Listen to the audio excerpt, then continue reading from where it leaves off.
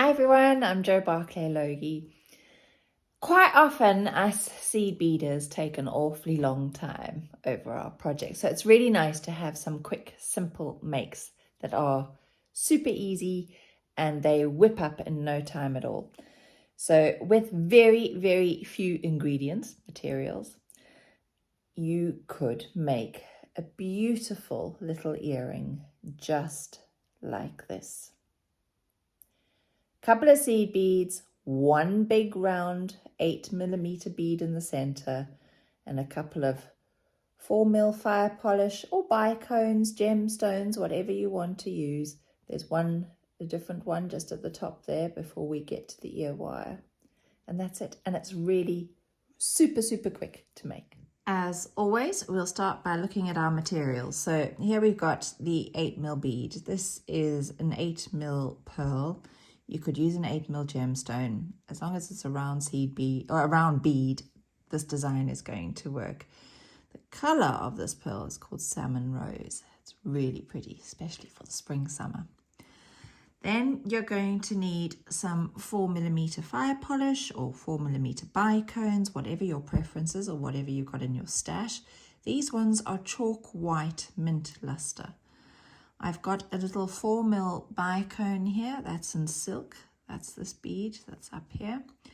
And then I'm using Duracoat galvanized champagne in the 11/0 regular round seed beads. And I've got a shepherd's hook. My beading needle, and today I am using 6-pound fire line in the crystal, so the white color. You'll need about 1/2 meter of thread on your needle, and we're going to start with the beads, like the bezel that we've got around the pearl, and for that I have used a stitch called flat herringbone, so you can see it's like a double row of my seed beads around the pearl. And when we start flat herringbone, we tend to start with ladder stitch. So we're just going to pick up 4 of our size 11 seed beads to start with. And you're going to move them down towards the end of your thread. Leave yourself a little tail that you're going to weave away when we're a bit further in the project. And we're going to pass back up through numbers 1 and 2. So that will mean that numbers 3 and 4 will form a column down alongside numbers 1 and 2, just like that. So there we go, and I'm just going to reinforce that quickly by passing back down through numbers 3 and 4 and back up through numbers 1 and 2 because I want my working thread at the opposite end to my tail thread. Now when I do flat herringbone, it's like reading backwards really. I go from right to left. So I've just flipped it over. And when we do our flat herringbone, we pick up 2 at a time. So 2 of our seed beads. And we are going to pass down through 1. There's not a lot to hold on to at the moment. So down through 1.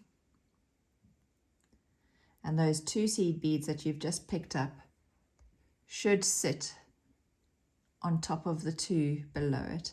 And we're going to pass up through 2. So you take that thread straight across between row 1 and 2 and you pass up through the 2 beads that are closest to the top. And pull your thread through so that thread that you pulled across between the rows just disappears in that intersection there. So we're going to go again.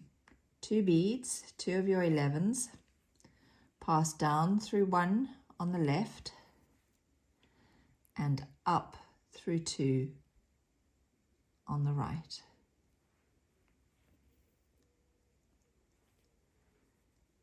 2 11s, pass down through 1 on the left and up through 2 on the right. And that is how you land up getting this strip of flat herringbone. Now I've done 1, 2, 3, 4, 5 rows. You need to do 20 rows and then we will attach it to our pearl. I've done my 20 rows, count them twice, because your eyes can start to play tricks on you when you're trying to count rows that are so closely beaded up together. So as long as you've got 20, you're good to go. I'm now going to pick up my 8mm and I'm going to pass my needle straight through. I'm going to pop that in my bead mat. I'm going to bring this bezel of herringbone, or the strip of herringbone, around my pearl. I'm coming over my thread there. And now I'm going to just trap that. So I'm going to come around the outside of my flat herringbone and I'm going to pass back through the hole of my 8mm pearl. And your thread will hopefully go straight across an intersection between two rows. So that's now holding part of it in place. Now we need to join the ends of our beaded strip together. And to do that, I'm going to first of all pass up through a couple of beads on the left-hand side. Now, it doesn't matter how many beads you go up, as long as when you change direction, you come straight across between two rows and you come down the same number of beads that you went up. So I've gone up 3, I'm going to come straight across and I'm going to come down 3 on the other side. Then I need to bring this end to meet the other side, and I'm now going to join them together. So I'm going to come down a few. Again, doesn't matter how many, as long as it's the same when you change direction. Pull that up, close the gap, change direction, but then I'm going to come across the intersection again. I'm just really closing it up so that it doesn't pull apart. So up through a few beads there. Now, before I go any further, I'm going to pop a needle onto the tail and I'm just going to weave my tail away through the beads, changing direction. So down a few, change direction, up a few, change direction, come down a few more, change direction, up a couple, change, and you're just going to weave it away so that it's no longer in the way. I'm going to show you what I mean. So I'm going to just pass up. I'm coming up through 1 there. And I'm going to change direction. I'm coming straight across. And my needle happens to have gone down through 4. That's fine because I came straight across. Now when I change directions again, I must go straight across. I've only gone up through 1, that's fine. But each time I'm changing direction, that thread is disappearing in the intersection between a couple of rows. And come down a few again. So that's fine. I can take that needle off and I can snip the thread off. It's a great way. You know, you don't need, we normally bezel around a bead that has no holes, but it's a great way. I think it gives the pearl or the gemstone, gives it a luxurious finish having this bezel in either gold or silver around it. Our next job is to add on this little bit of decoration here with the fire polish. We've got 5 to add on. I like working in odd numbers. So exactly where my thread is now, I'm going to pick up one of my 4mm fire polish and I'm going to let it drop down to the bezel. I'm going to pick up an 11/0 seed bead and I'm going to pass back down through the 4mm. I'm just going to make sure that I've got that 4mm right at the bezel. So my thread, I wonder if I can zoom in to show you this. My thread was coming out of the row of beads that are on the top nearest this thumb. And I'm going to pass down through 1 bead on the other side just to keep it central. So you can see where my thread was coming out of, and I'm going to pass down, through 1 on the other side. And that'll hold that fire polish in place. Then I'm going to come straight across. I'm going to come back up through that bead and through the next 2. So the first one is the bead that we've passed up and down through to position our fire polish. Then we want 2 beads in between each fire polish. So I've come through 2. I'm going to pick up a fire polish, let it drop down, pick up an 11-0 seed bead and pass back through the fire polish. Then I need to come down through 1 bead on the underside to position my fire polish, to hold it in place. And then I'm going to come straight across, back through that 1 and through the next 2. Ready to add in my 3rd fire polish. So that's how you're going to add all 5 of them, and then I'll show you how to add in your ear wire. I've got my 5 fire polish, or you might have used crystals, added, and I've just come through the beads up to the top. So you want to be at the seed bead that's opposite your middle fire polish, and I'm going to pick up 3 of my fire polish beads, and I am, whoops, I've turned this around here. I'm going to come back 1 so that my thread is exiting. If I get my needle in, then I can show you. So let's zoom in there.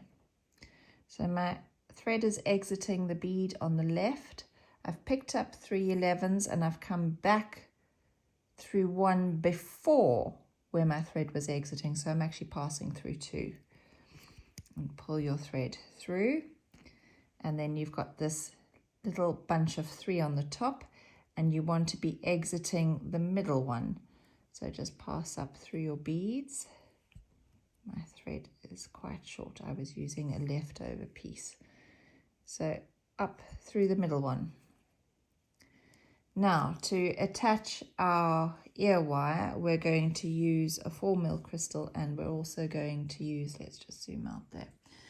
And we're also going to use one of our 11s. So I'm coming out the right-hand side of that middle 11. I'm going to pick up my 4mm crystal. I'm going to pick up 1 11.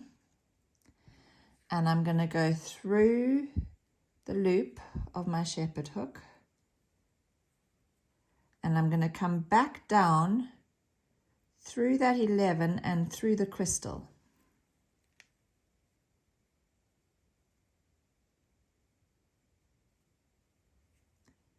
Want my thread to come out just yet. And now I need to pass back through that middle 11 of the 3, but from the opposite side. So if you came out the left hand side, you're going to pass back through from the right hand side. So let's just zoom in so you can see where my thread is there. So my thread came out the left-hand side. I went up through the crystal, up through the 11, through the ear wire, back down through the 11 and the crystal, and now I'm going to pass through that middle 11 from the right-hand side to the left-hand side. And that just pulls everything into line, pulls your crystal addition and that top 11 into perfect alignment with your middle 11 of the 3. And now you're just going to end off your thread. So you'll have to pass through the 3rd one there as well before you pass down into your herringbone and lose your thread in your herringbone. So I'm going to do that now, and then I'll show you the finished earring. So I ended off that thread, that working thread, in exactly the same way as I ended off the tail thread when we were closing our herringbone strip. So very simple to finish off. And there you have a really cute little pair of decorative earrings. Now, as usual, if you have any questions, please pop them in the comments below and I will get back to you as soon as possible. But otherwise, thank you for your time. Thank you for watching, and I'll see you again soon. Bye.